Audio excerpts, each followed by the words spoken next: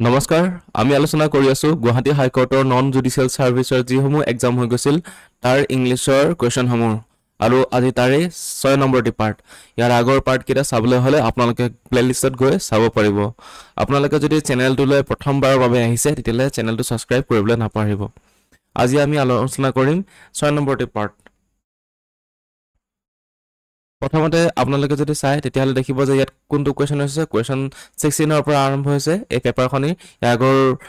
যিকেইটা 15টা কোৱেশ্চন ইয়াৰ আগৰ পাৰ্টত কৰিলো আমি গতিকে এতিয়া আমি চাম যে ইয়াত সোধা হৈছে 16 ৰ পৰা 20 লৈকে কোৱেশ্চন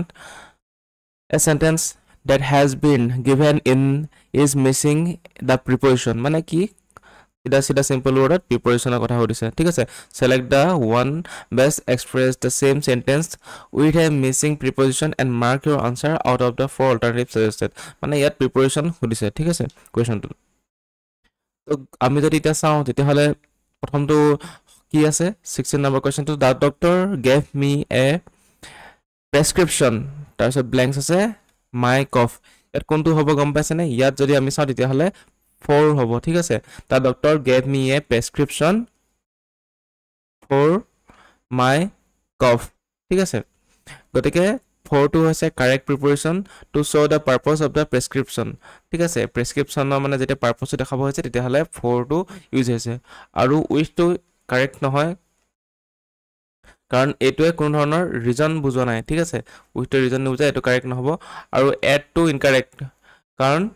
এটো কনটেক্সটত মানে ইউজ হোৱা নাই মানে এটো নিমিলে কোনো বৈতে তাৰ doctor gave me a prescription at my cough কেতিয়াও নহয় আৰু টু মাই কফ নহব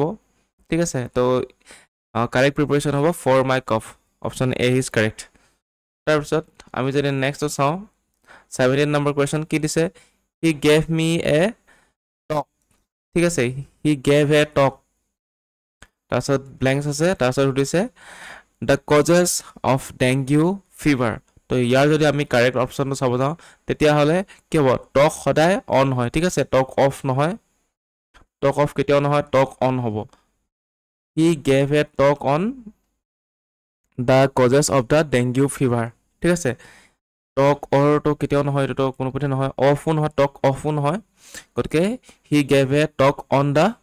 causes of the dengue fever মানে dengue fever to dengue জন্তু বেমাৰ হেতু বেমাৰ হোৱাৰ ওপৰত তেখেতে কথা কলে ঠিক আছে তাৰ পিছত আমি যদি চাও তেতিয়া হলে জন্তু আমাৰ 18 নম্বৰ কোৱেশ্চন আছে 18 নম্বৰ কোৱেশ্চনটো কি আছে nowadays ৰেখা ষ্টাডিজ তাৰ পিছত ব্ল্যাঙ্ক আছে দা হোল ডে ইয়াত কোনটো মিল চাম তো ৰেখা ষ্টাডিজ কোনটো হ'ব ইয়াত nowadays Rekha studies with the whole day কেতিয়াও নহয় গোটে দিনটোৰ লগত কেতিয়াও নহয় ফ্ৰম দা হোল ডে কেতিয়াও নহয় এটো নহব ঠিক আছে ইয়াত কোনটো আন্ডাৰ দাও নহব গতিকে এটো হ'ব থ্ৰো আউট মানে কি হ'ব থ্ৰো আউট তো হ'ব কাৰেক্ট প্ৰিপজিশন কাৰণ এটো ডিউৰিং মানে গোটে দিনটোৰ কথা বুজাইছে মানে থ্ৰো আউট মানে হৈছে ডিউৰিং দা এন্টায়াৰ টাইম ঠিক আছে থ্ৰো আউট মানে কি হয় গোটে সময় জুৰি গোটে দিন জুৰি হেতু হলে থ্ৰো আউট হ'ব ঠিক আছে nowadays Rekha studies throughout the whole day তাৰ পিছত 19 নম্বৰ কোৱেশ্চনটো কি দিছে 19 নম্বৰটো সুধিছে যে আফটাৰ এ লং ডিসকাশন আই প্ৰিভেইলড তাৰ পিছত আছে blanks him to accept the proposal ইয়াত কোনটো বহিব কোনটো ইয়াত বহিব আপ অন ঠিক আছে after a long discussion I prevail upon him upon to accept the proposal কাৰণ ইয়াত against to কেতিয়াও নহব যেহেতু accept কৰিছে proposal তাৰ পিছত হ'ব to কেতিয়াও নহয় I prevail to him to নহব ঠিক আছে তাৰ পিছত above নহব গতিকে ইয়াৰ কাৰেক্ট অপচনটো হ'ব upon কাৰণ prevail upon prevailৰ ওপৰ পিছত হলে upon বহে is the মানে prevail upon is the correct মানে ঠিক আছে সেন্টেন্স ঠিক আছে এনেকে মিলিব মানে তাৰ পিছত against কেতিয়াও নবহে কাৰণ against হৈ গল মানে opposition হৈ গল it implies opposition ঠিক আছে wrong meaning বুজাব তাৰ পিছত আৰু to কেতিয়াও নবহে গ্ৰামাটিক্যালি কাৰেক্ট নহয় আৰু above নহব মানে মিনিং নোলাবই তাৰপিছত বাকি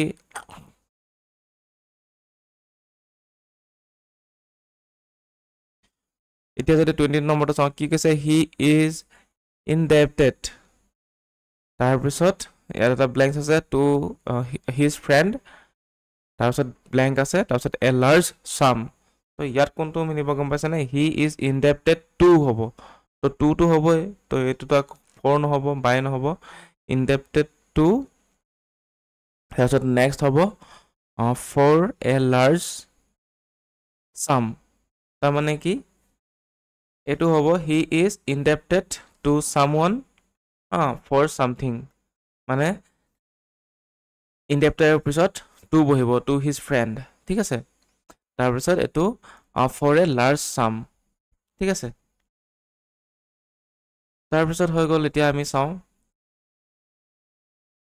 ডাইৰেকশ্যন 21ৰ পৰা 25 লৈকে কি কৈছে in the following questions four alternatives are given for the meaning of the given idiom or phrase তাৰপিছত কৈছে choose the alternative which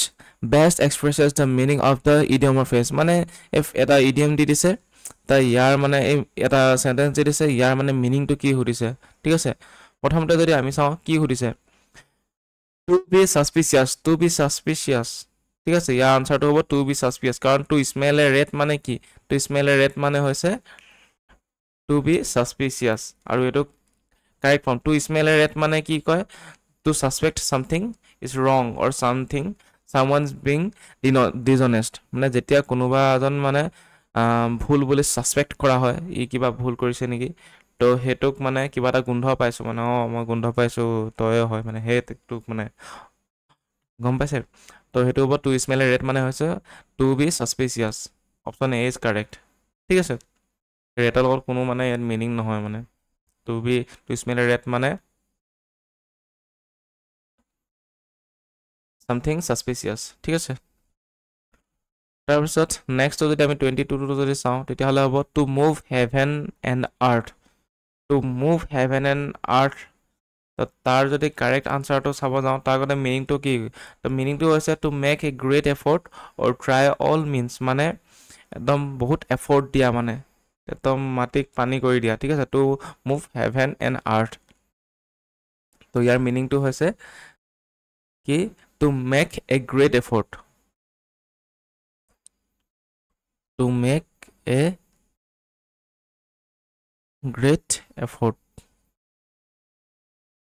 গতিকে কোনটো মিলিব ইয়াৰ লগত to cause an earthquake কেতিয়াও নহয় to try everything possible ঠিক আছে তো অপচন বি ইজ কাৰেক্ট তাৰপিছত নেক্সট যদি আমি চাওঁ তেতিয়াহ'লে 23 টো কি দিছে to take someone for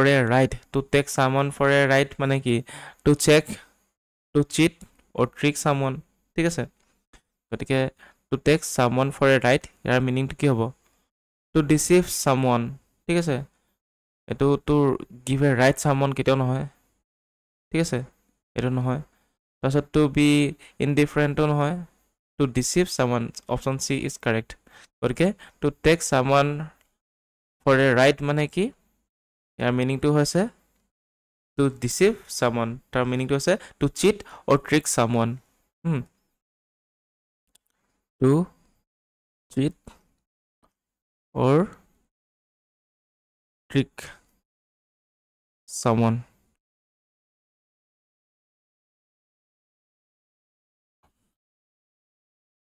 তাৰপিছত আমি যদি 24 নম্বৰটো চাওঁ 24 নম্বৰটো কি হৈছে to take to one's hill ইয়াৰ মিনিংটো কি to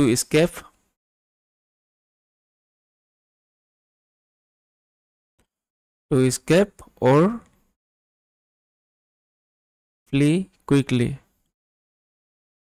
মানে কি to escape মানে আঁতৰি যোৱা নহলে জলদি মানে পলাই যোৱা মানে জায়গাটোৰ পৰা to take to one's hill মানে হেতে to escape or flee quickly তো ইয়াৰ লগত কোনটো তেতিয়াহলে মিলিব তো গম পাইছে to run away ঠিক আছে মানে পলাই যোৱা মানে গতিকে বাকি কেইটা অপচন কাৰেক্ট নহয় to walk slowly to hop or jump নহয় to march forward নহয় to run quickly to run away তাৰপিছত আজিৰ শেষৰটো প্ৰশ্ন কি ইয়াত দিছে 25 নম্বৰটো to be all at sea to be all at sea ইয়াৰ মিনিংটো হৈছে কি ইয়াৰ মিনিংটো হৈছে টু ফিল পাজলড ঠিক আছে টু ফিল পাজলড মানে খেলি মেলি লগা মানে ঠিক আছে